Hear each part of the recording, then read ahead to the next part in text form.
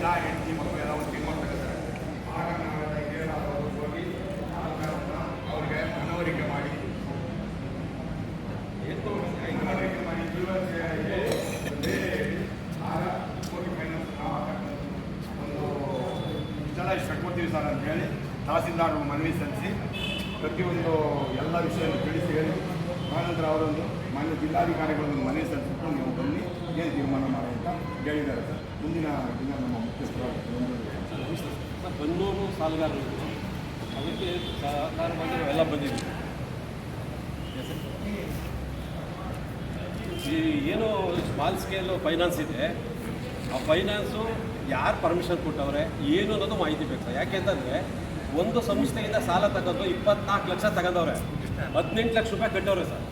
18 ಲಕ್ಷ ರೂಪಾಯಿ ಕಟ್ಟಿದ್ರು ಇಲ್ಲೂ ಪುನಃ ಈಗಲೂ 30 ಲಕ್ಷ ಬಾಕಿ ಕಟ್ಟಬೇಕು ಅಂತ.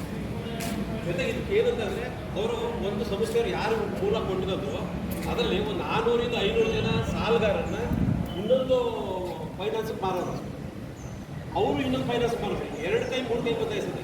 ಇವ್ರು ಹೋಗಿ ನಾವು ಸಾಲ ಕಟ್ಟಬೇಕು, ನನ್ನ ಬಾಕಿ ಎಷ್ಟಿದೆ ಏನು ಅನ್ನೋದ್ರ ಬಗ್ಗೆ ಸ್ಟೇಟ್ಮೆಂಟ್ ಕೊಡಿ ಅಂದರೆ ಈಗ ನಮ್ಮ ಹತ್ರ ಇಲ್ಲ, ಬಾಂಬೆಗೆ ಹೋಗ್ಬೇಕು ನೀವು ಅಂತ ಹೇಳಿ ಈ ರೀತಿ ಸಾಲ ತಗೊಂಡಂಥವನ್ನ ಇವರು ಏನು ಫೈನಾನ್ಸ್ ಇರ್ತಾರೆ ಆ ಫೈನಾನ್ಸ್ನವರು ನೀತಿಯ ಅನುಸಾರ ಮಾಡಿದಾರೆ. ನೀವು ಇದೊಂದು ಮನೆಗಲ್ಲ, ಇದೇ ಸಂಸ್ಥೆ ಎಲ್ಲ ಗ್ರಾಹಕರಿಗೂ ಆಗ್ತಾ ಇದೆ. ಅವ್ರ ಬೈಕ್ಗೆ ಹೊರಗೆ ಸಾಲ ವಸೂಲಿಗೆ ಹೋದಾಗ ಪ್ರತಿ ಸಲ 500 ರೂಪಾಯಿ ಸಮರ್ಪಿಸ್ಕೊಳ್ತಾರೆ, ಹೆಚ್ಚುವರಿ ಲಂಚ. ಇಂಥ ಶೋಷಣೆ ಪ್ರಜಾತಂತ್ರ ವ್ಯವಸ್ಥೆ ಒಳಗೆ ನಡೀತು ಅಂದರೆ ಪ್ರಜಾತಂತ್ರ ಇಲ್ಲ ಅಂತಾಯಿತು. ಆ ಕಾರಣಕ್ಕೆ ನಾವು ಪ್ರತಿಭಟನೆ ಅಲ್ಲೂ ಮಾಡಿದ್ದೀವಿ. ಅಲ್ಲೂ ಮಾಡಿದಾಗ ಅವತ್ತು ನಮ್ಗೆ ಸ್ಟೇಟ್ಮೆಂಟ್ ಕೊಡೋಕ್ಕಾಗಿಲ್ಲ. ಅವರು ಆ ಸ್ಟೇಟ್ಮೆಂಟ್ ಕೊಡಬೇಕಾದ್ರೆ ನಮಗೆ ಈ ಕಡೆಯಿಂದ ಮಾಹಿತಿ ಕೊಡಬೇಕು, ಆ ಲೋನ್ ನಮಗೆ ಸೇರಿದೆ ಇಲ್ಲ ದರ್ಶಿಸಬೇಕು ಅಂತೇಳಿ ಮುಂದಕ್ಕೆ. ಆ ಕಾರಣಕ್ಕೆ ಆಗ 24 ಲಕ್ಷ ತಗೊಂಡಾಗ ನಿರಂತರವಾಗಿ 18 ಲಕ್ಷ ದುಡ್ಡು ಬೇಕಾಗುತ್ತೆ. ಆ ಸಂದರ್ಭದಲ್ಲಿ ಬೇರೆ ಫೈನಾನ್ಸ್ ಬೆಳೆಸಿದ್ರೆ ಅವ್ರು ಬಂದು ಕೇಳೋದು ವ್ಯವಹಾರಗಳು ಮಾಡೋದು ಈಗ ನೋಡಿದಾಗ ಸ್ಟೇಟ್ಮೆಂಟ್ ಕೊಡದೆ ಇರೋಂಥ 2 ವರ್ಷದ ನಿರ್ಲಿಪ್ತವಾಗಿ ತಟಸ್ಥ ಆದಾಗ ಇವರು ಬಾಕಿ ಉಳಿದಿದೆ. ಇವತ್ತು 6 ಲಕ್ಷ ರೂಪಾಯಿ ಅಷ್ಟು ಅದೆಲ್ಲ ಸೇರಿಸಿ 30 ಲಕ್ಷ ರೂಪಾಯಿ ಉಳಿಬೇಕು.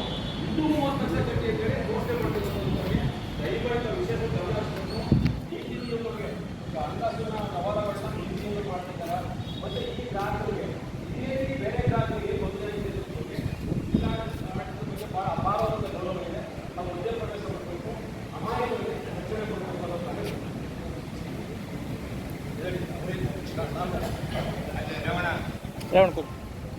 ನೀವು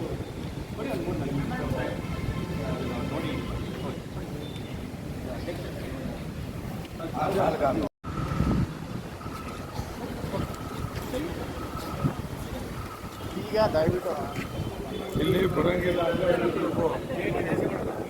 ಗಲಾಟೆ ಎಲ್ಲ ಇಲ್ಲಿ ಜನನೇ ಬರೋಂಗಿಲ್ಲ ಅಂತ ಅಲ್ಲಿ ಅಂತ ಪೂರ್ವ ಬರಂಗಿಲ್ಲ ಸ್ವಾಮಿ ಬರೋ ನಾನು ಹೇಳ್ತಿಲ್ಲ, ಪ್ರತಿಭಟನೆ ಮಾಡಂಗಿಲ್ಲ ಕೂತ್ಕೊಂಡು ಅಂತ ಅದನ್ನು ಹೇಳ್ತಾರೆ.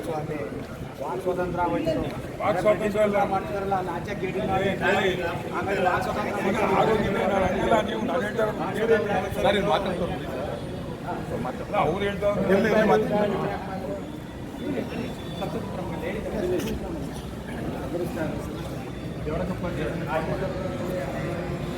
ಅದನ್ನ ರಿಸೀವ್ ಕಾಪಿ ಇಸ್ಕೊಡ್ತಾರೆ. ಸ್ವತಂತ್ರ ಸಿಕ್ಕಿಲ್ಲ ಅಂತ ಕಾಣಿಸುತ್ತೆ ನಮಗೆ.